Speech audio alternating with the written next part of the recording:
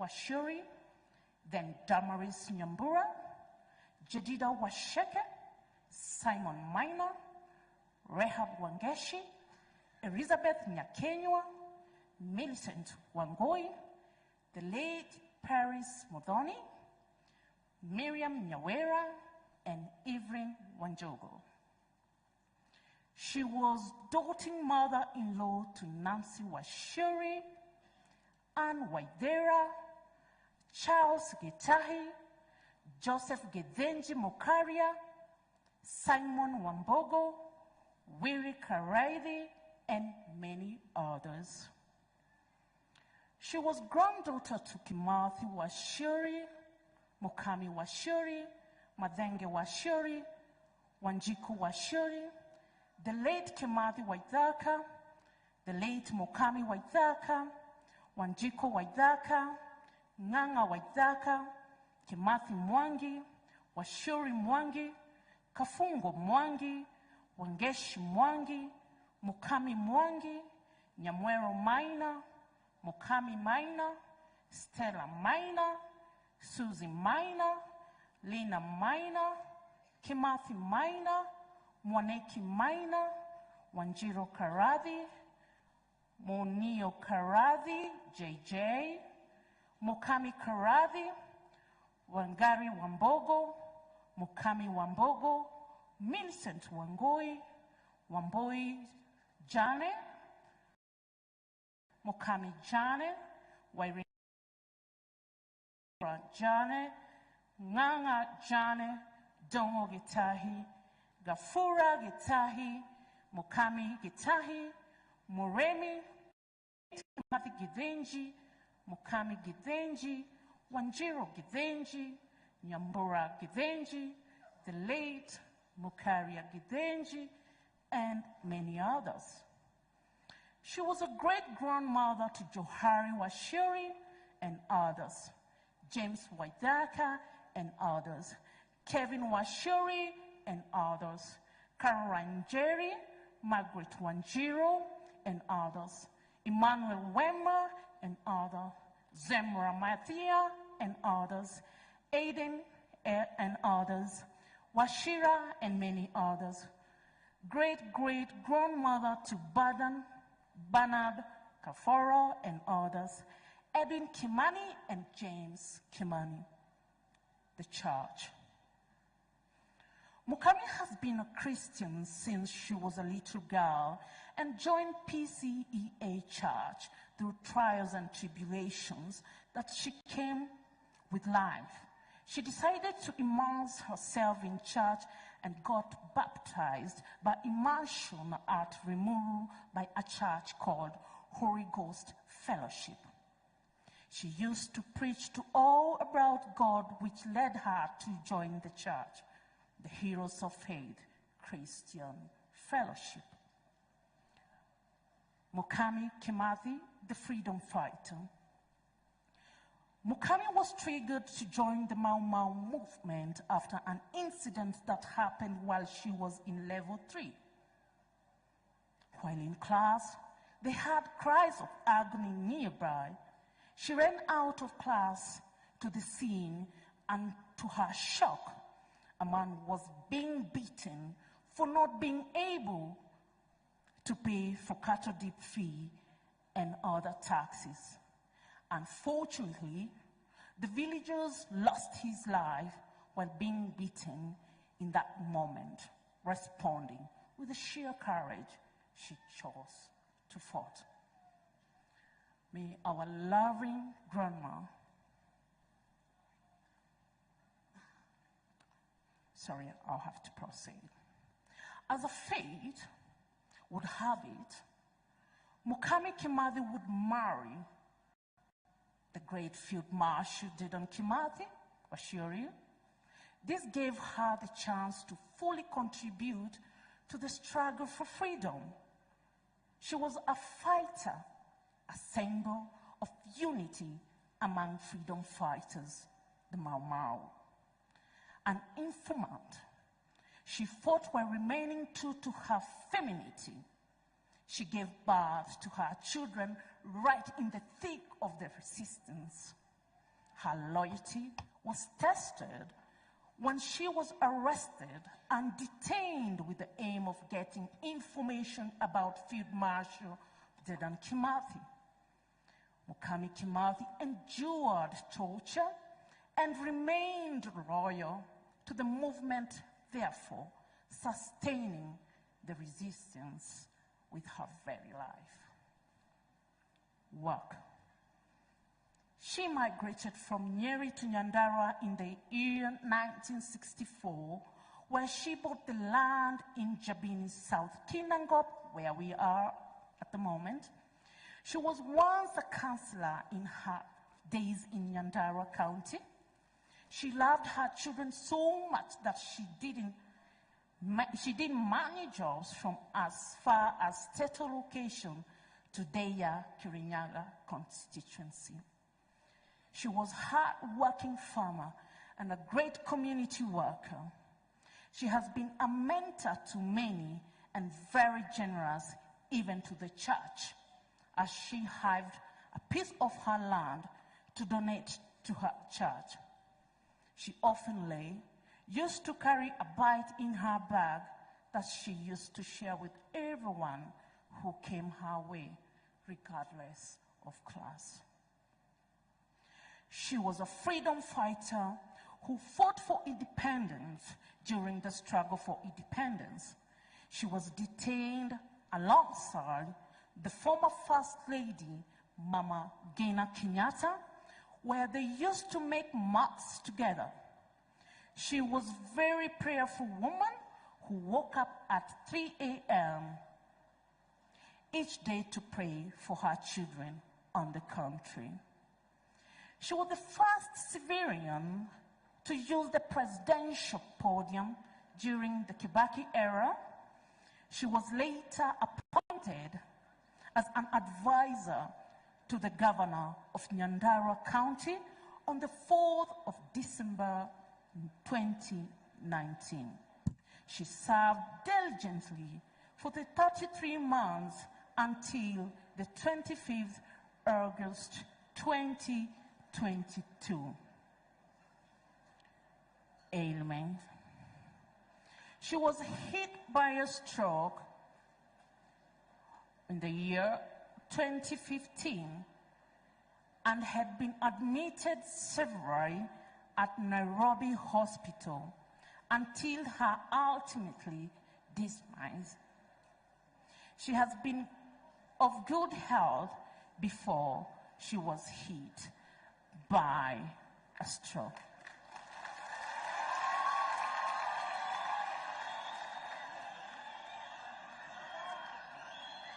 May our grandma rest in peace. Amen. Thank you very much. Let's give a big hand to the daughters and granddaughters of Mukami Kimathi. Mukami Kimathi. They have given us a very nice eulogy. Very nice eulogy. And that was befitting the hero she is. And that is Mukami Kimathi. I'm only short of 5 minutes before I hand over to the church. And wale tuko nyuma bado sisi ni maumau. Niseme kwamba I'll be making a mistake if I don't recognize the church that did wonders with Mama. Wale wenye vitambaa, just wave. The heroes' faith, you did wonders. And particularly the 8 who went to the morgue, dressed Mami, and you said she has to be in white. Let's give them a big hand. Let's give them a big hand. They did wonders. And I salute you, heroes' faith. You are great people. I will also be making a mistake because I will not come here for vote of thanks to mention here that I will be not the right person to welcome the Mau Mau. We are going to give it back to the Chief Mau Mau, and that is the Deputy President, Rigathi Gachagua. He'll be the one to invite the Chief Mau Mau. At no one time did we say we are going to boo, to raise our voices, and I think you're balancing it well. For your information, there is history in making.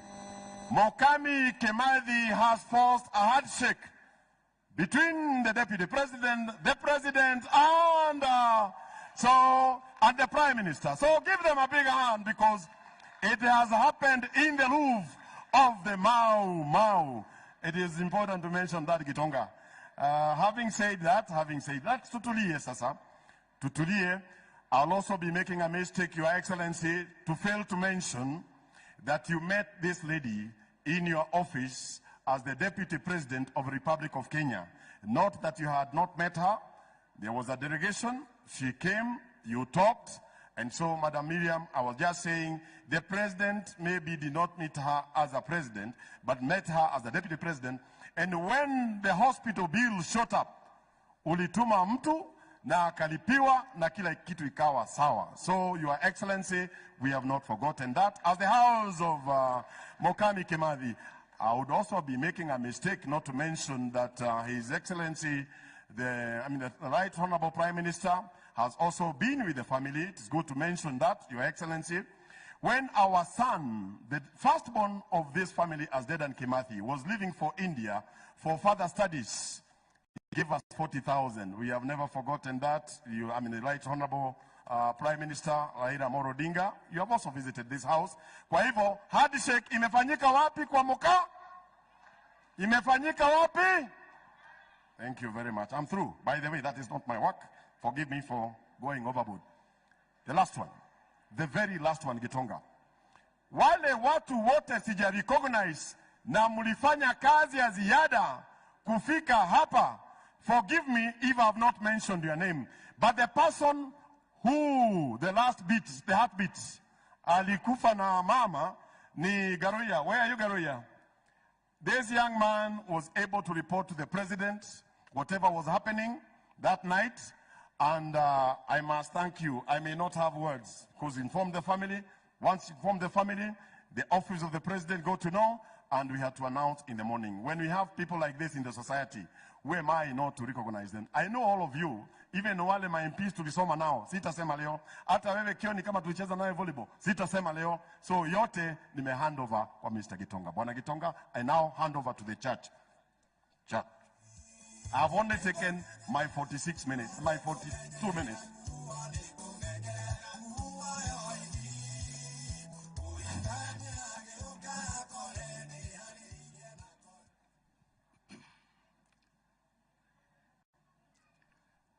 Mheshimiwa Rais wa Jamhuri ya Kenya, William Samoei Ruto, Mheshimiwa Deputy President, Rigathi Gachagua, Mheshimiwa Waziri Mkuu, Mheshimiwa Moses Wetangula, wageni waheshimiwa na waumini wote, hamjambo. Bwana asifiwe. Sema Bwana asifiwe. Bwana atukuzwe. Bwana asifiwe. Majina yangu naitwa Reverend John Gadhiru King'ori. Mimi ni mchungaji katika kanisa hili la Heroes of Faith, ambako Mama Mukami Eloise alikuwa mshiriki. Mimi ni kijana mmoja kati ya wale ambao mtaona hapa zaidi ya 200-300 vijana barubaru. Mimi alinihubiria 1983, alikuja kwetu Nyahururu, na kwa hivyo mimi ni mazao ya kazi alikuwa anaifanya, kwa sababu alikuwa shujaa wa imani. Nashukuru Mungu, langu ni kusema ya kwamba nampenda Yesu kama Mwokozi. Mheshimiwa Rais, ningetaka sasa kuwakaribisha nyote katika ibada ya leo, na kabla sijaenda sana, ningetaka zote tushiriki katika kumsifu Bwana, ili sasa tujue tumeingia hatua nyingine. Ningeomba zote Mheshimiwa Rais, kwa uhisani yako tusimame zote ili tuweze kusifu Bwana, tukiongozwa na Reverend Charles Washira, ili tuweze kumsifu Bwana Yesu. Karibu sana ndugu. Okay, asante sana. Washa na tuibe ndio tuendelee. Yesu nipeleke kule kwa Baba nikaishi nawe, kule mbinguni kwenye mji wa lulu, mlango wa dhahabu. Yesu nipeleke kule kwa Baba nikaishi nawe, kule mbinguni kwenye mji wa lulu, mlango wa dhahabu.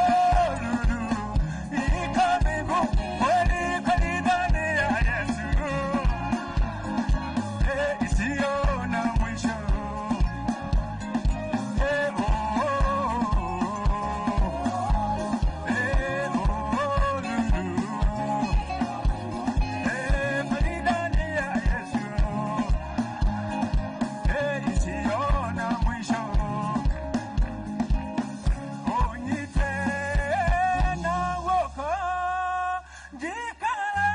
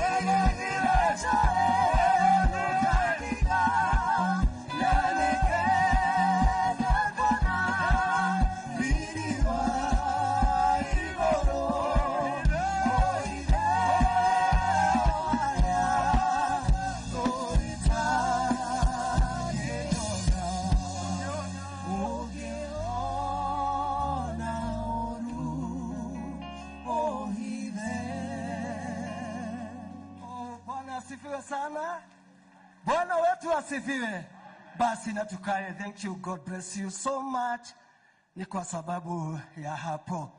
Nataka kurekebisha kidogo. Nilisema Waziri Mkuu Moses Wetangula, lakini nataka kurekebisha kidogo ni Moses Mudavadi. Thank you. God bless you. Kwa wakati huu sasa ningetaka sasa tuombe.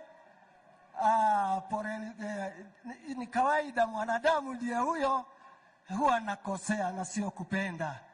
Kwa hivyo wakati huu ningeomba Mheshimiwa Rais tupige hatua ingine na kuomba. Nataka kumkaribisha Reverend John Wanyoike, I think. Karibu sana ili uweze kuomba. Asante.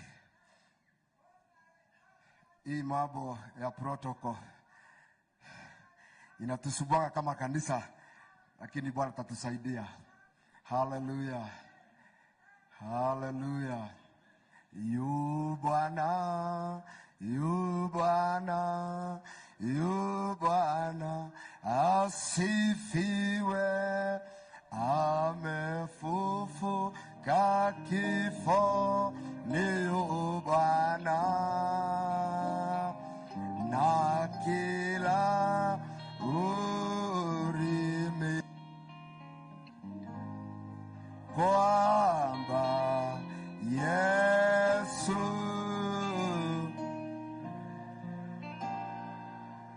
Baba mtakatifu, katika jina la mwanao Yesu Kristo, tunakushukuru Bwana kwa sababu ya siku ya leo. Asante kwa sababu ya ibada hii. Jehova, twajipeana mikononi mwako.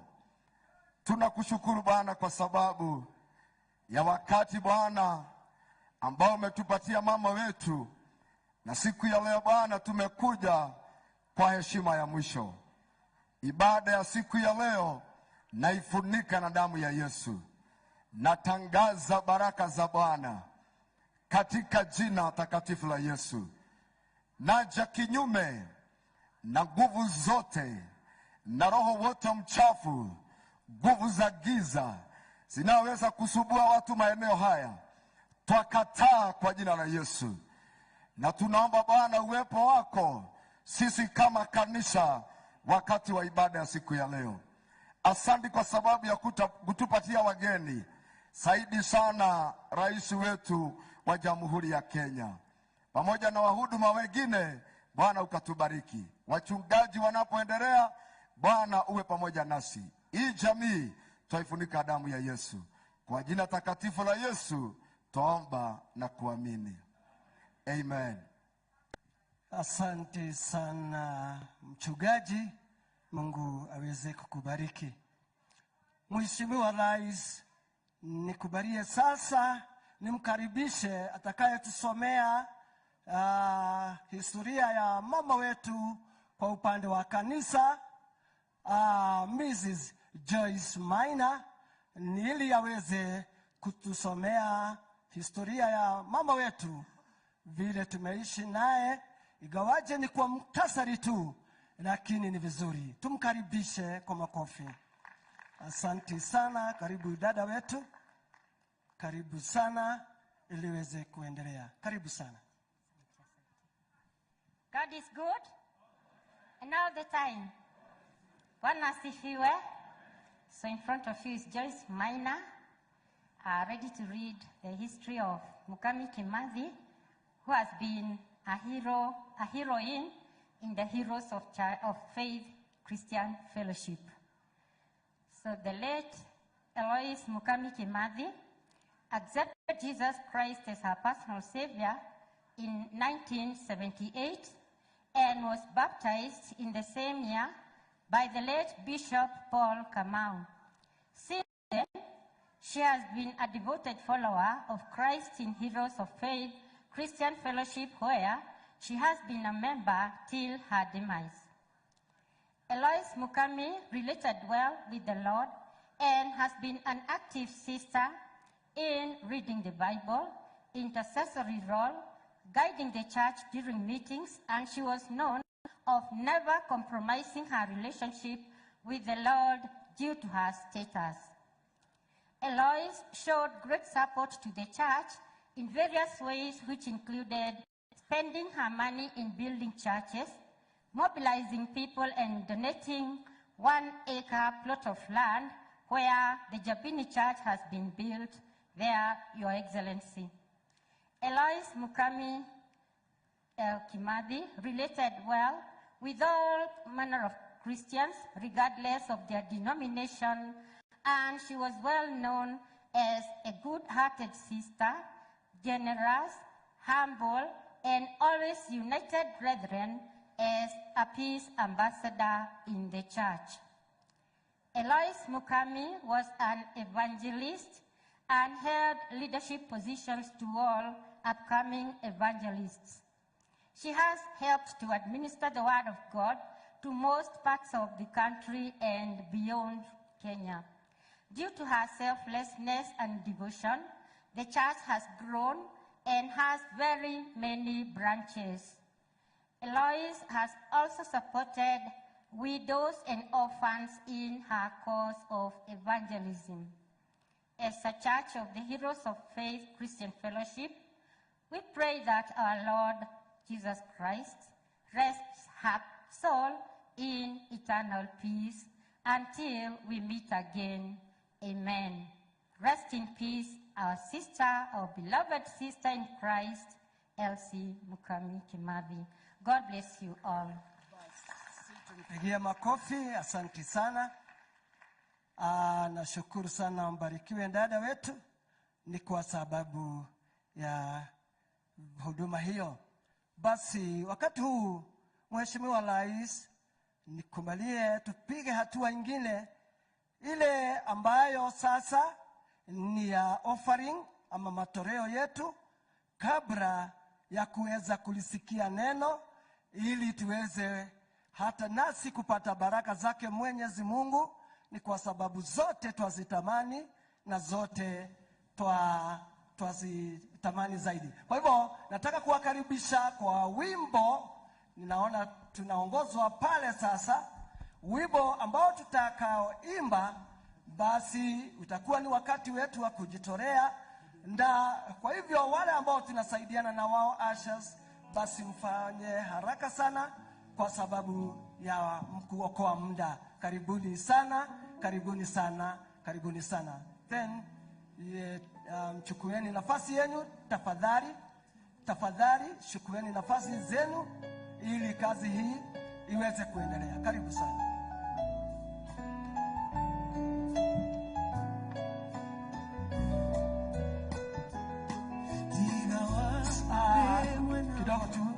Kidogo tu, thank you. Basi nikiona ni afadhali tusimame tu ili kazi hiyo iweze kurahizika. Tukiendelea hivyo, tunadhani ya kwamba wale archers, wasaidizi wetu wanafanya haraka. Tuendelee vizuri.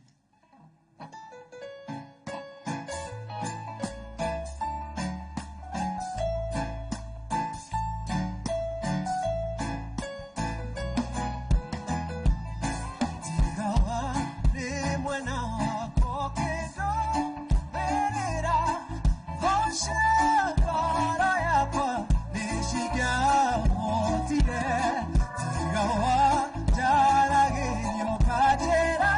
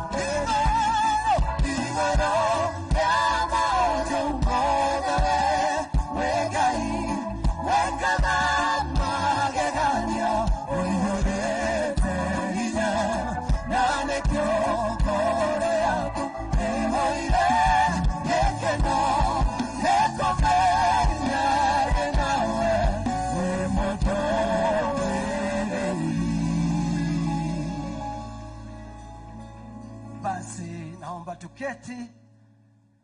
Nao hao wasaidizi wetu ushers, basi mnaweza kuja karibu na mje mbele ili muweze kufanya inavyostahili, ni kwa sababu ndivyo vizuri. Ningetaka tumalizie sawa. Thank you. Wakati huu sasa ningetaka kumuita Reverend Kenja ili aweze kuomba kwa ajili ya matoleo ili tuweze kupata baraka ndugu wetu. Asanteni nyote kwa sadaka zenu na tuombe. Our dear Father and Heavenly Lord of Lords, we come before you this hour to thank you for the gift of life. We want to thank you for even giving us resources, Lord, that are of great use to us. You have endowed us with many of them, some of which you have brought forward this morning to you as our offering. Cleanse and sanctify the offerings so that in whatever duty it may be directed to, Father, it will be of blessings to you. Father, we pray that as we are here as a congregation and as a nation, Lord, that you have gifted us with different gifts in energy, effort. You have given us different gifts of wisdom and knowledge and even experience. You have given us gifts in all manners of ways. Lord, may you touch our souls so that all those gifts that you have given each one of us may be offered to you, so that our nation may have peace, unity, and love for the prosperity of our nation, and peace that our dear mother cherished. We pray this, believing in Jesus' name. Amen. Basi, santi sana ndugu, Mungu aweze kukubariki. Basi, wakati huu sasa, ningetaka kuchukua nafasi hii, Mheshimiwa Rais, ili tuweze kumwalika takaye nena neno la Bwana. Kwa ufupi ni kwa sababu ya muda, na inaona kule Gitonga na nilikitazama kwa upande mwingine, na hivyo sitaki kumkosea, kwa hivyo tutaharakisha masaa yetu, najua tutapeleka vizuri. Karibu sana mhubiri ili ukaweze kuendelea. Karibu.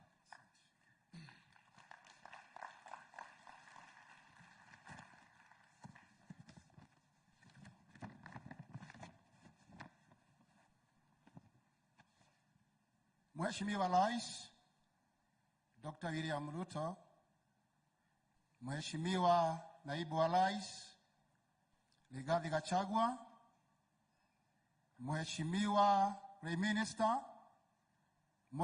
Moses Mudavadi, Musalia Mudavadi, na Mheshimiwa aliyekuwa Prime Minister wetu Raila Amolo Odinga, na waheshimiwa wote ambao wamefika mahali hapa, na wasalimu hamjambo. Bwana wetu asifiwe. Haleluya. Hebu tuinue mikono tusalimiane. Bwana apewe sifa. Leo kwa sababu ni siku kubwa kwa mama wetu ambaye amekuwa kiongozi aliyeheshimiwa, na hata katika kanisa kwetu, kama vile tumesikia ushuhuda, kama tumesikia historia yake, ni mama ambaye tulikuwa tunampenda sana, ni mama ambaye alikuwa ni mhubiri pamoja nasi, na ni kwa sababu Biblia kulingana vile Biblia inasema, Mtume Petro alitueleza vizuri ya kwamba mwanadamu ni maua na yanashanuka na tena yananyauka. Na siku hii ya leo hatuko na huyu dada wetu. Kitu kimoja ambayo ningetaka tujue, kwa sababu Biblia inatueleza vizuri katika kitabu, na ningetaka tusome hicho kitabu.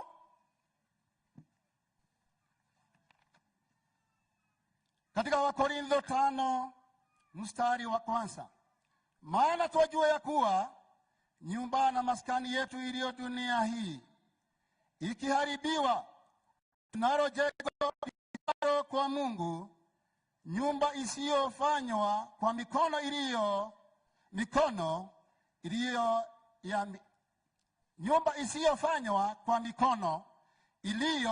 ya milele mbinguni. Bwana wetu asifiwe. Siku hii ya leo mtumishi Paulo ama mtume Paulo aliweza kutueleza ya kwamba hii mwili ambao tuko nao unafananishwa na hema.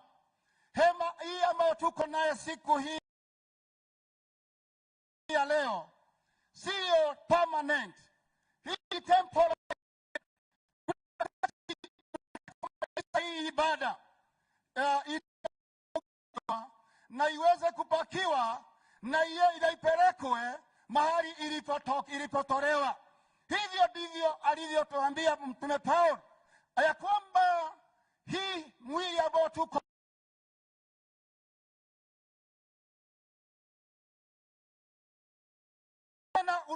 hauishi tena, hauishi sana, hauishi milele.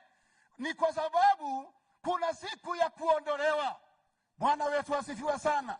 Na siku hii ya leo ningetaka tuone kama hii ambayo tuko nayo siku ya leo, unaweza kuona iko na tumashimo kidogo, kwa sababu pengine imepigwa na upepo mkubwa, na inaweza pigwa na mvua mkubwa, na hivyo wakati mwingine haiwezi kaa sana. Hivyo ndivyo mwili wetu ama maisha yetu ilivyo. Na ni kwa sababu ya hivyo ninaona mtumishi Petro kuna vile alivyotuambia kwamba maisha hii ambayo tuko nao ni kama maua ambayo wakati moja inashanuka. Tulikuwa na mama wetu tunampenda sana katika ministry yetu, maana ameweza kufungua makanisa mengi ni hata huko Nakuru ambako nimetoka. Bwana wetu asifiwe. Na sijui kama nilisema jina langu. Majina yangu ni Pastor Reverend Peter Gitahi Mwangi. Bwana wetu asifiwe. Ameweza kufungua makanisa mengi hata huko kwetu Nakuru. Lakini siku hii ya leo hayuko, maana mwanadamu ni kama maua ambayo yanashanuka na tena inanyauka. Na siku hii ya leo, kwa sababu Biblia inatuambia wasi ya kwamba wakati hema hii itakapokujwa, ambayo ndio mwili huu, ndio ya kwamba tuna makao mengine ambao ni mji wa mbinguni, mahali ambapo tutaishi pamoja na Yesu. Bwana wetu asifiwe. Biblia inatuambia ya kwamba wakati hema hii itakapotolewa na wakati mwili utakapokwisha, tuna makao mengine ambayo hata wadugu wetu wa kwanza kama baba wetu Ibrahimu, Biblia inatuambia hata kama walikuwa wameonyeshwa nchi ambayo ni ya Kanani, Biblia inatuambia alikuwa anatazama kuona nchi ambayo ina misingi mzuri ambayo itaishi milele, na ndio makao ambayo ni ya mbinguni. Bwana wetu asifiwe. Ningetamani sisi zote tutamani kwenda katika ule nchi tutakaokuta mama wetu ambaye ameenda kupumzika pamoja na Mungu wetu. Bwana wetu asifiwe. Na Yohana aliweza kuonyeshwa kwamba akaonyeshwa nchi ama ile mji uliokuwa unateremka kama bibi harusi, ambao ulikuwa umepambwa na mapambo kama bibi harusi aliyekuwa ametayarishwa vyema. Bwana wetu asifiwe. Ningetamani wadada wetu, marafiki wetu, wadugu wetu, tutamani kwenda katika ule mji, na Bwana wetu asifiwe sana. Yohana aliweza kuonyeshwa, akaona watu waliokuwa na mavazi meupe, na yeye akaweza kuuliza ni nani hao waliokuwa na mavazi meupe waliobarikiwa? Akaambiwa hao ni wale walioosha mavazi yao na damu ya mwanakondoo wa Mungu. Kwa hivyo siku ya leo, sharti ambalo linatakikana ili tuweze kwenda katika ule mji ni kuosha mavazi yetu na damu ya mwanakondoo, ambayo mama wetu aliweza kutakaza mavazi yake, kwa sababu hata wimbo ambao alikuwa anatamani sana kuimbiwa, alikuwa wimbo unasema negwa yakwa yoiki muikani agioka akore ndeharĩirie na akore nguo yakwa ĩtarĩ na maroro. Mwathani tu arogocwo. Bwana wetu asifiwe sana. Na siku hii ya leo, maana sasa tumona dada wetu, tunajua hata sisi tukiosha mavazi yetu mahali alienda, kwa sababu insurance ambayo tuko nayo ni ya kwamba yeyote aliyeamini Yesu, huyo amepata insurance ya kuingia katika ule mji. Bwana wetu asifiwe. Kwa hivyo siku hii ya leo, ninatamani nawe utamani tukaweze kuingia katika ule mji ambao tumetayarishiwa, na ndio mji ambao ni wa mbinguni. Bwana wetu asifiwe sana. Na Yohana akaweza kuona ile nchi, na akasema ya kwamba aliona ni kama bibi harusi aliyekuwa ametayarishwa na kama bibi harusi ambaye ametayarishiwa mumewe. Bwana wetu asifiwe. Kwa hivyo siku hii ya leo, tamani pamoja na mimi tuweze kuingia katika ule mji, tukute ule dada wetu ambaye ameenda, ama na sisi tukabaki. Bwana pewe sifa. Kwa hivyo siku hii ya leo sitaki kuongea mengi zaidi kwa sababu ya muda. Ningesema Mungu wetu abariki neno lake, wetu atubariki. Bwana wetu asifiwe.